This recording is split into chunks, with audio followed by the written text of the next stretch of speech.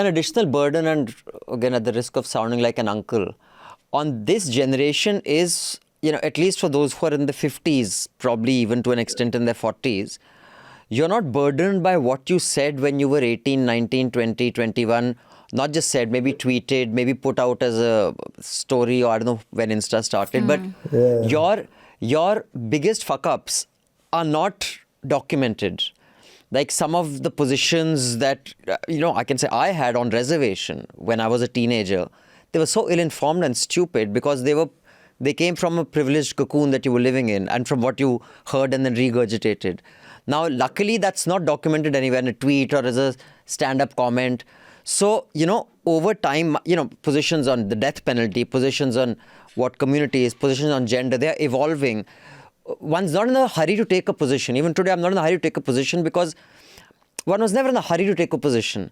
But the additional burden with the generation that has to, put stuff out there. I mean, it's like, are you even relevant unless you're on social media? Is that once you put it out there, something's really stupid, it keeps coming back to haunt them, and then they can never probably properly cook. And that burden and that pressure leads to a compromise in their skill or sharpening their skill. Do you think that is a burden that our generation didn't have to deal with and yours does, Kunal? It does, but I think we all have the maturity to give context to everything. Like the people who can give context to sort of almost everything is contextual, right? So why are tweets not? Why are things that you said in the past not? Second thing you said about relevance. So there are two, I've noticed that I've just done it for 13 years now, but there's a long way to go. But what I've noticed is there is two types of comedian. One whose relevance keeps them working, and the other one whose work keeps them relevant. So these are two very different schools of comedy. I think for Grover, who I follow, and Doug Stanhope is a Western comic I follow, they lie in the second part, that their work will always keep them relevant. And then there's the first part where many lie in it. Most of the people who cater to the Gen Z audience or to cater to a younger audience every time, their relevance keeps them working. So they spend most of the time staying relevant. And by staying relevant means facing more of,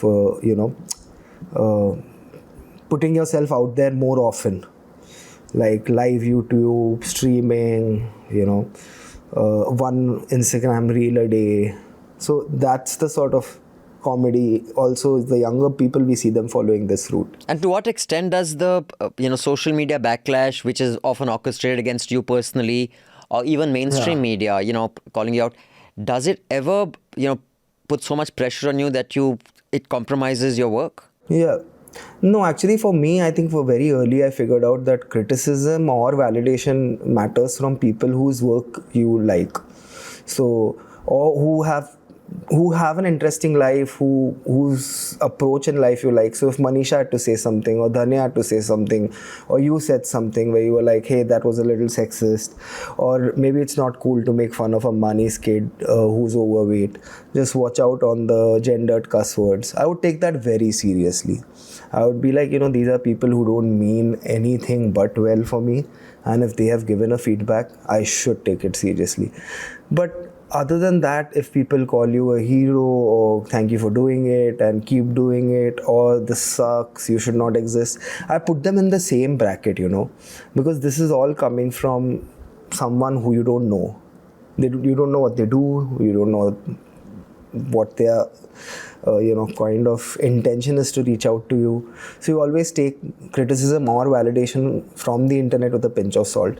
But yeah, somebody who likes your work, on somebody who you like, is important. Like Ravish for the longest time used to tell me that भाषा पे ध्यान दो, तो ज़्यादा बच्चे देखे जो बड़े हो रहे हैं. And right in a sense, but I was just like नहीं होता, because comedy is about where you live and the natural habitat that you live in. Take that online so that every audience member feels like they are your friend and you're just talking to them directly. So that's why you can't clean it up beyond a point.